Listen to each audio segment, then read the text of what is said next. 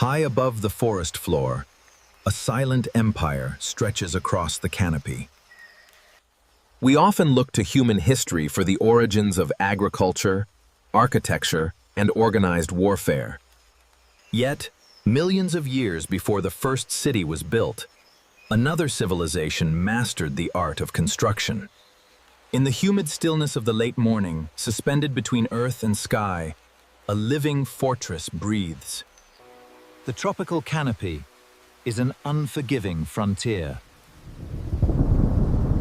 Here, the post-rain air is thick, saturated with moisture, and heavy with the scent of damp earth and decaying foliage. Sunlight filters through the dense upper layers of leaves, casting dappled, golden-green shadows across the wet bark. Water droplets cling stubbornly to the edges of broad leaves, reflecting the vibrant life that teems in this elevated world. To survive in this vertical landscape, an organism cannot simply adapt to the environment, it must engineer it. A large major worker emerges onto the edge of a rain-slicked leaf. Her translucent amber-orange body catches the filtered sunlight, contrasting sharply with her darker round head capsule. A small notch on the tip of her right antenna, perhaps a scar from a previous encounter, twitches as she assesses the air currents. She does not work alone. Around her, the warm, industrious determination of the colony is palpable. This is the weaver ant. We are witnessing the expansion of their territory. When a gap between leaves is too wide for a single ant to cross, they do not turn back. It is a stunning display of cooperative physics. Once the leaves are pulled together, the true weaving begins.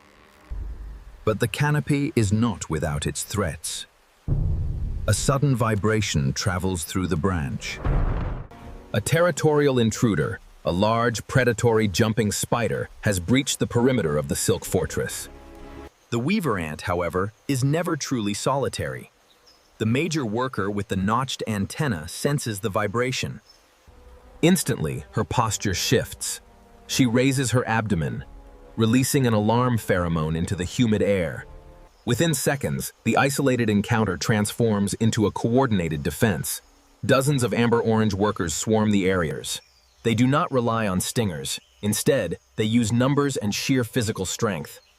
The true marvel of the weaver ant lies not in their defense, but in their architectural ingenuity. How do they secure these massive? We observe a worker carefully carrying a pale, grub-like larva in her mandibles. She holds it gently. The larva excretes a thin, continuous thread of strong silk. The worker uses the larva like a living shuttle. This cross-generational cooperation is unique in the animal kingdom. The adults provide the muscle and the strategy. As the late morning sun climbs higher, drying the last of the water droplets, the colony returns to its rhythmic, industrious pace. The weaver ant represents a pinnacle of social evolution.